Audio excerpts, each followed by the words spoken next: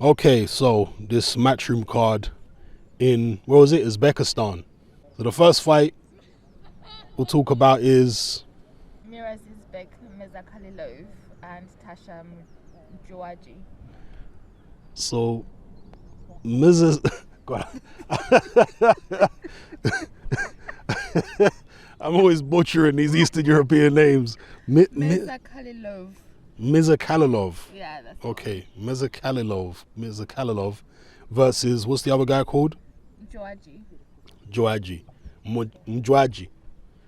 All right, he's the one that calls himself the prospect killer. Is that what it is? Talent killer. Okay, the talent killer. How many rounds did that go? One round. First round knockout. Yeah. Him and the other Tanzanian guy who they brought over. I mean, they look like they just started boxing yesterday. It was sad. Surely they could have found somebody more competent than this guy to come and fight Mirza Khalilov, who is a very highly touted, decorated amateur and so on and so forth. Obviously, it was his debut, so you're not going to expect them to put him in with anybody too great. But given the fact that, well, I'm assuming he's had hundreds of amateur fights, a lot of these guys have. Please correct me if I'm wrong. Somebody who's had hundreds of amateur fights, you're putting him in with this guy in his pro debut, you can do better than that. So the less said about that, the better. It was, that was the one where the Tanzanian guy kept jumping on the floor, isn't it? Yeah. Like he was getting hit with stuff that wasn't that solid, and then he was finding himself on the floor. Like he was moving around the ring booky, looked like a complete novice. So yeah, that was that fight. Sad stuff. We move on to the next fight that we saw. What was the next fight? Oh, well, not the next fight that we saw, but the next fight on this list. It was Bakoda Yalalov and Christopher Sutis. Okay. Yalalov. Oh, the heavyweight fight. Okay. So this heavyweight is 7-0, 250 pounds. He went in there with some guy who I've never seen before. I'm assuming he's a journeyman or a ex-French contender or something. This Yalalov guy, 7-0, based out of Brooklyn. These are the guys, these Uzbek guys, who all are trained by Tim Bradley's ex-trainer, Diaz, Yoel Diaz. They all seem to be trained by him because he was over there and he was in the corner of a lot of these guys. And I'm assuming they're all based out of the same gym in America, New York, perhaps. So Yalalov, very tall, southpaw, 6'7". He is quite, even though he's 250 pounds, he isn't 250 pounds the way, let's say, Joe Joyce, who's actually bigger than 250. He doesn't look that heavy set and bulky. He's more of a gangly looking 250 pounds, 6'7". Gangly southpaw, put his shots together quite well. A little bit robotic. I didn't think he was the most fluid fighter I've ever seen in my life. Again, not incredibly quick, but at 6'7", 250 pounds, most people are not. But yeah, definitely a guy to watch out for. He had a lot of fights in the amateurs. He was in the Olympic qualifying tournament. He got to the preliminaries, but obviously the Olympics last year never happened. So he's got an extensive amateur background. So this is definitely somebody we need to look out for. And he's only 26 years of age, which for a heavyweight at 7-0, 8-0 now, he's got plenty of time on his hands. And with the extensive amateur background, they should be able to move him fairly quickly. And perhaps we'll see some success at world level for this guy sometime in the future. But at the moment, early stages of his career, he looked decent enough in beating this guy. There was nothing that really jumped out about him to me, other than his size and obviously technically competent. But there wasn't any super speed or reflexes or crazy combinations that I haven't seen from anybody else. So yeah, seems a decent prospect, but we'll have to keep an eye on him before coming to any conclusions. All right, what was the next one? The next one was Hassan Boy Dasmatov and Muhsin Kizota. Okay, Hassan Boy Duzmatov versus Muhsin Kizota. All right, this is another Tanzanian. And this guy was even worse than the previous Tanzanian. I mean, this guy really, I don't know what he was doing in there. He had a pencil neck. His chin was higher than the Eiffel Tower up in the air. I mean, he literally, he had giant shorts on. I mean, the way he was moving around the ring was like Pee Wee Herman boxing. It was horrible. So they put him in there like a sacrificial lamb against Duzmatov. Again, a guy who has had as much experience as Duzmatov has had. I know that in the lighter weights, it's a lot more difficult to get opponents because there's far fewer boxers down at those very low weights. So maybe I shouldn't be too harsh in terms of them picking this particular opponent. But they're really scraping the barrel, bringing this guy over. Surely there's somewhere in the vast, vast regions of Eastern Europe and Asia where they could have found somebody more suitable than this. Maybe it had to do with the restrictions and what have you, because in Tanzania, of course, there are no restrictions or very, very little restrictions. So maybe it was just easier bringing people over from there. Perhaps that's what it is. I don't know. But yeah, this was a horrendous mismatch, which went, 2 rounds? The funny thing about it is, even though my man got pieced up in there, the Tanzanian guy, he acted like he wanted to go on. Was it the referee that threw, was it the corner that threw in the towel? The referee stopped it, but he acted like he wanted to go on, innit? He looked like he was disappointed that the fight was stopped. It was only going to get worse from there. He did get put down with a good left hand, didn't he? Was it a left hand that he got put down with?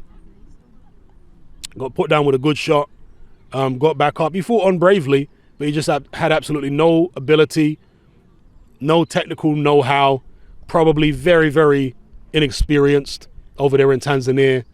And yeah, he was a lamb to the slaughter. So another easy fight, really, for the A side of the card. He's 2-0. Going into the fight, he's now 3-0. So what was the next one that we saw? Next one was Israel Madrumov and Colombo. Okay, so this was the first decent fight we saw in the card. And this was a real good, in fact, it was the best fight on the card. Madrumov versus Colombo. I've seen Madrumov before. In fact, I swear he fought in, did he fight in New York? Was it the Eric Walker fight? Okay, yeah, okay, it was in Tulsa, not in New York. Okay, yeah, in Tulsa. Yeah, I remember that fight. That was a real good fight he had with Eric Walker. That was a real tough fight. And that was the first time I think I saw Madrumov. Madrumov does have a little bit of a resemblance to Gennady Golovkin. And I know a lot of people online were saying that. Like he has a similar kind of face and build and what have you. He does, I don't want to say vaguely, maybe more than vaguely resembles Golovkin.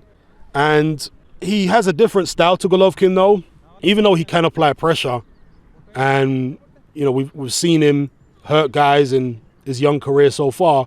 But to me, he looks a bit more athletic than Golovkin.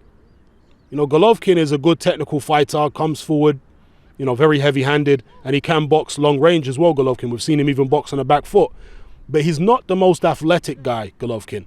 This guy Madrumov appears to be more athletic than Golovkin, but perhaps not as heavy-handed, because Colombo, I don't want to take nothing away from him. He was a big guy for the weight, super welterweights, these two. Big guy, strong, plenty of heart.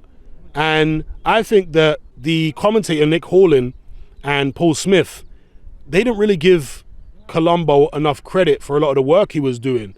Obviously, Madrumov is the zone guy, and that's why, you know, they were biased in his favor.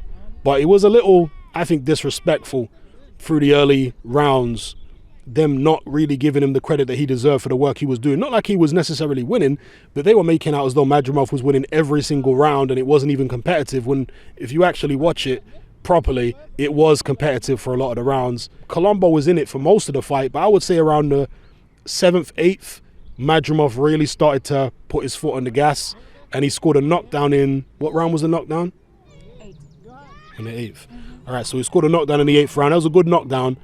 Colombo wasn't seriously hurt. He was kind of caught square, so he was caught square-footed, and Madrumov cracked him with, was it a left hand or a right hand? I forget now, but he went down, and you could tell by the way he went down, the way he was trying to break his fall, that he wasn't terribly hurt, but it was a legit knockdown. It was, you know, good shot.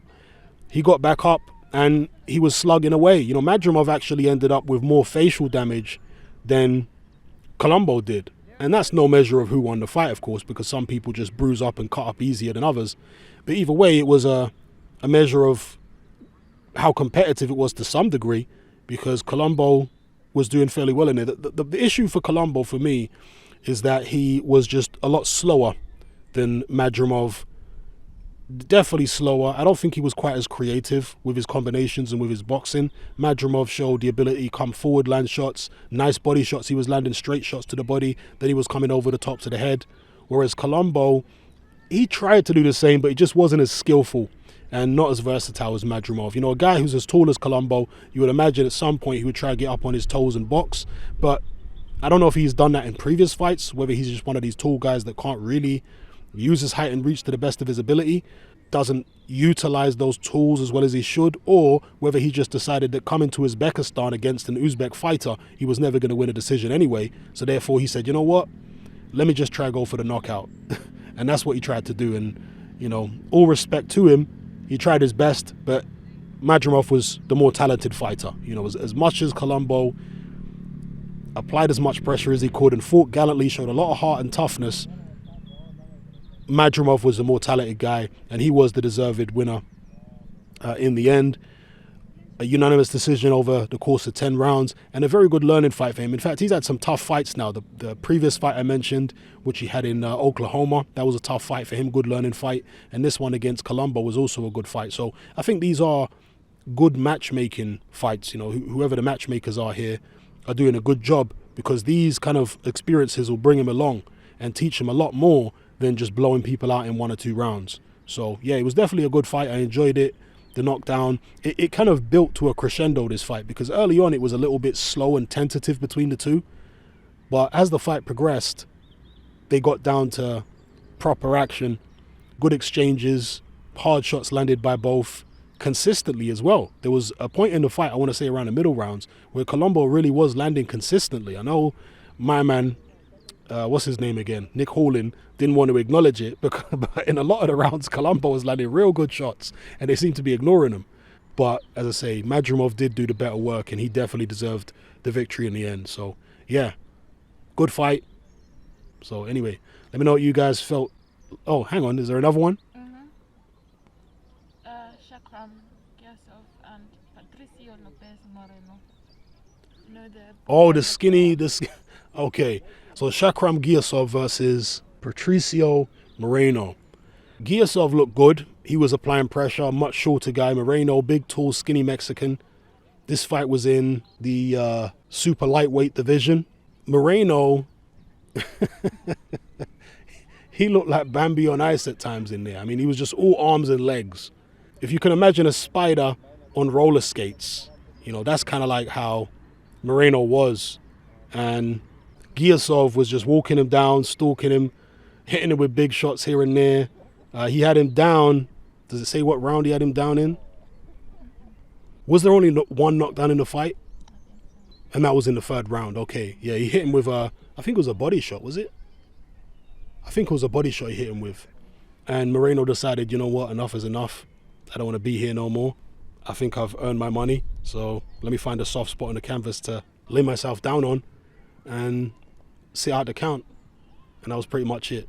Can't really blame him too tough. He did take some decent punishment. He had a cut on his scalp, which was bleeding. I don't think it was really getting into his eye too tough, but you know, he did take some punishment. He took some good body shots, good head shots, and you can't be too angry at a guy like that for taking that kind of punishment when he's completely overmatched, and then he decides to sit out the count, you know, because he's not like he's on the same level as the other guy. When one guy is totally outmatched and nowhere near the same level as the other guy, you can't be too angry when he decides to sit out the count. You know, I'm not one of these people who is super harsh on fighters when they've gone in there and given it a go, and then after taking loads of punishment they decide to quit. I mean, who am I to say that they shouldn't, you know? I'm not the one in there taking the punches. At least they gave it a go and took some punishment before they went out. So it is what it is. Giasov is now 11-0, excuse me. 9 by KO. 11-0, 9 by KO. And indeed, he's based in Brooklyn as well. So I'm late to the party when it comes to this particular Uzbek team. They were all, I guess, like a brotherhood. That's what they were saying on the commentary, isn't it? They're like a band of brothers. And they all seem to be trained, or quite a few of them seem to be trained by UL Diaz. So anyway, it was a decent little card there. Eddie Hearn wasn't in attendance, but Frank Smith was there. We saw him in the audience. We saw Frankie Boy Smith. Eddie Hearn wasn't there. And Diamante. You want to have You don't want to say anything about Diamante's hair? Huh? Why? Why? You making comments on Diamante. You say something about Diamante's hair. No, nothing. Just say It looked perfect. No, it didn't. Come on. Tell me what was wrong with Diamante's hair. Someone needs to give him a bit of a hair makeover because them colours there were not looking. They were looking a bit serious. No, what was happening? It was too much. There's a bit of grey, a bit of ginger there. I don't know what colour his hair. And the beard is a different colour. Like someone help The beard's him. like a dark brown. Someone help him out. So the beard is dark brown. Then Top the of the side hair. of the hair is grey. Grey. And then the top of the hair is ginger. And then the dreadlocks are a combination of all three. Ugh. Yeah. So you look like Help a brother out, people. Help a brother out. you look like the wife from the Addams Family. You know, with the hair. No? We like him still, though. Yeah, we like Diamante. Okay.